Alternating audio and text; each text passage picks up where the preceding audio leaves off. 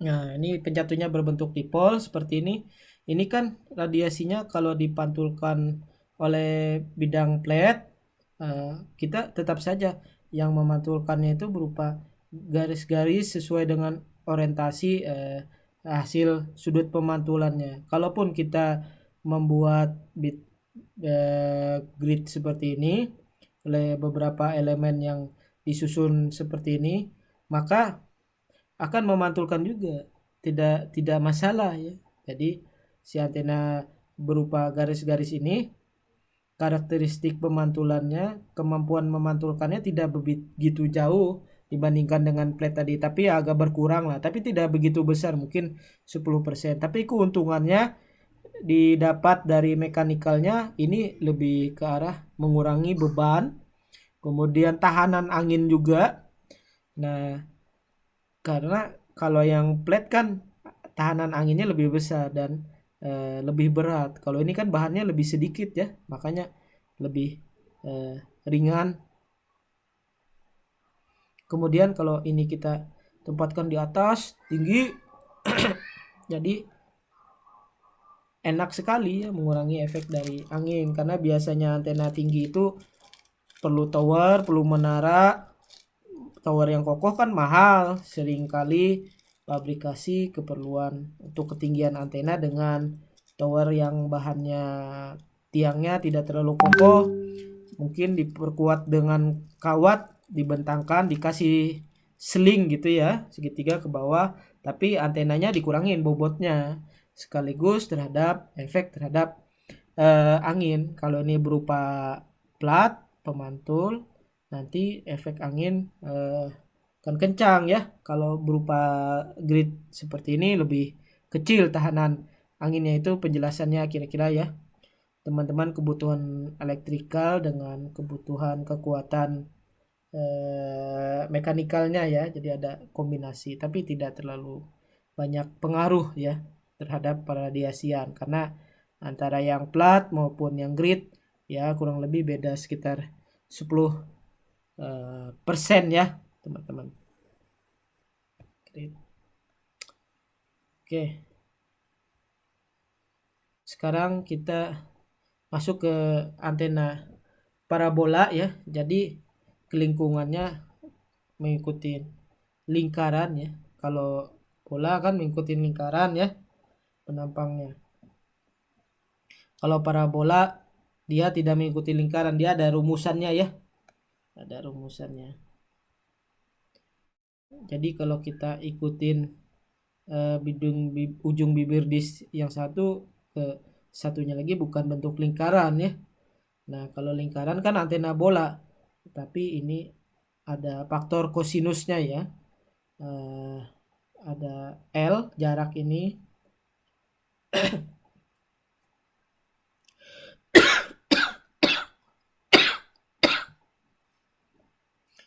R ini titik catu ya, F ini titik radiasinya, kemudian L ini diameter. Nah, dari ujung tepi disk ke ujung tipe sebelahnya itu 2L biasanya.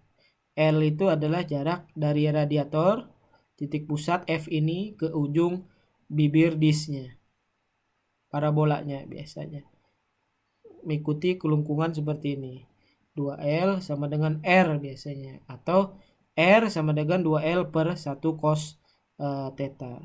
Jadi kalau 2L itu sama dengan R kalikan 1 plus cos theta. Ini R, L, dan ini L. Kalau ini kelengkungannya parabola, maka bukan 2L, dari ujung atas sampai bawah ini adalah 2L.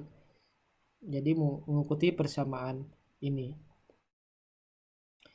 Nah, jadi definisi lengkung parabolik adalah tempat kedudukan titik yang jaraknya ke titik fokus sama dengan jaraknya ke bidang datar dieelektrik atau PF ya, PF sama dengan nilai VQ-nya. Nah, PF sama dengan nilai VQ. Nah, ini kemungkinan membentuk rumus persamaan ini ya. Kalau ini pemantul, kalau ini direktik ya, ada pemantul di depannya juga. Kemudian aperturnya bisa kita rumuskan seperti ini ya, rumusnya sama sama ya sebenarnya kira-kira. Nanti kita lihat bagaimana hubungannya eh, dengan gain ya.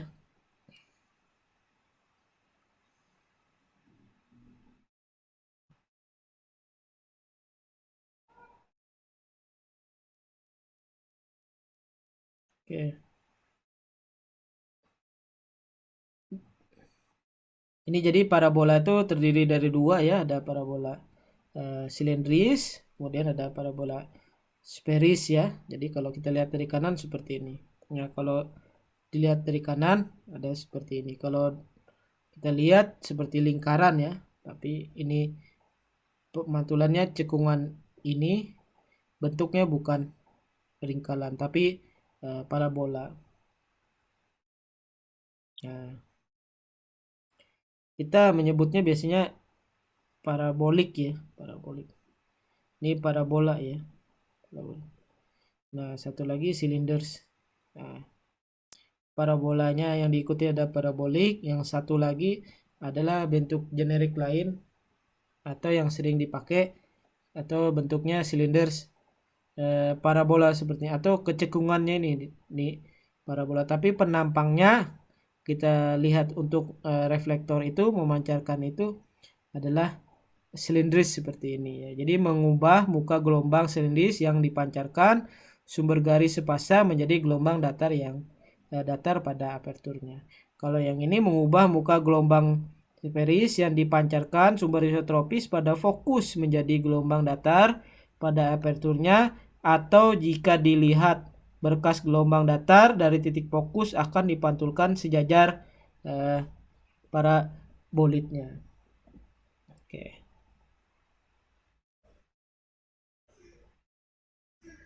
Nah, ini yang parabolit tadi ya, seperti ini persamaannya. Kita lihat analisisnya di sini untuk melihat bagaimana ini kan prakteknya kalau kita lihat secara apa persamaan lingkaran atau persamaan bola, jadi praktiknya bergeser ya, bukan di titik disnya ya.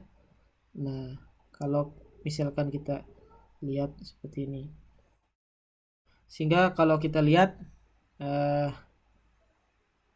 jarak A ke F misalkan 2 lambda,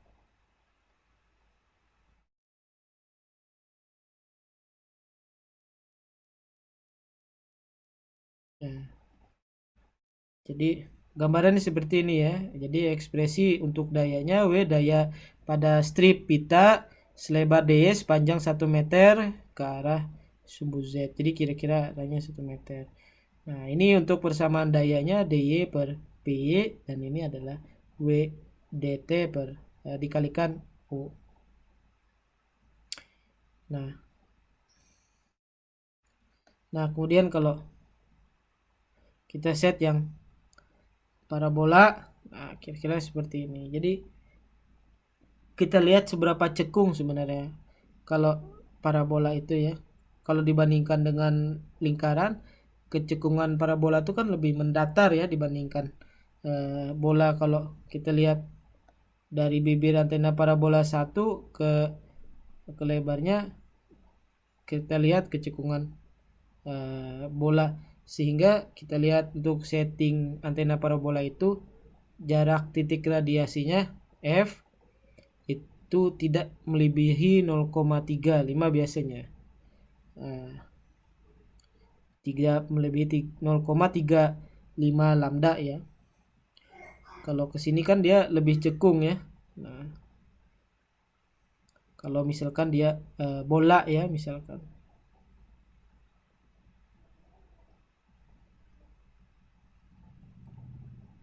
Nah, isinya itu dilihat untuk melihat jarak AF-nya ya.